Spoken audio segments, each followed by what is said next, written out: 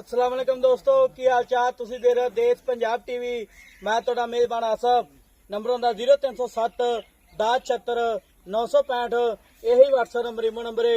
अज एक माशाल्लाह दूजा मज वीडियो लैके आया शाह काली है माशाल्लाह तुनित लैके सार दे मन लाई खली है निकी निकी सिंगी है माशाल्लाह निक्की बूथी है एक कड्डी दी माशाल्लाह कद चंगा है लाम चंगी है जी की हिसाब किताब इंदा भाई हरा पुछांगे माशाल्लाह टाकां बड़ियां प्यारियां ने खुड्डा खुला है बरीक माझे पंडा वाले वाने ने पुछ रहे जिवें डोर होंदी है माशाल्लाह थन बड़ा प्यारा लगा है खुड्डा खुला एक कड्डी दी माशाल्लाह गिठ गिठ पशम है निक्की वक्की है की हिसाब किताब इंदा भाई हरा पुछांगे पैर इन्हें जिवें घोड़ियां दे सुंभ होंदे ने तुन्नीकोट तो पा के। सलाम अलैकुम जी। वालेकुम सलाम जी। की हाल है? ठीक है सर।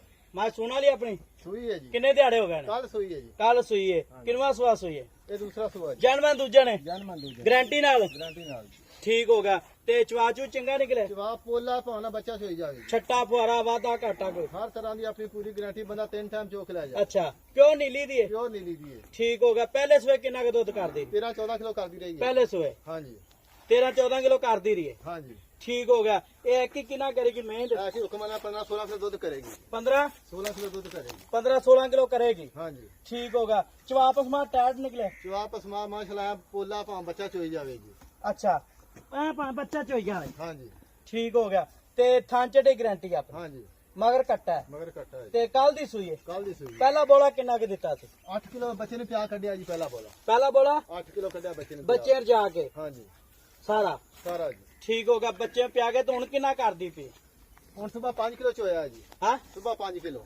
अच्छा हूं सुबह 5 किलो च है। हाँ जी ठीक हो गया।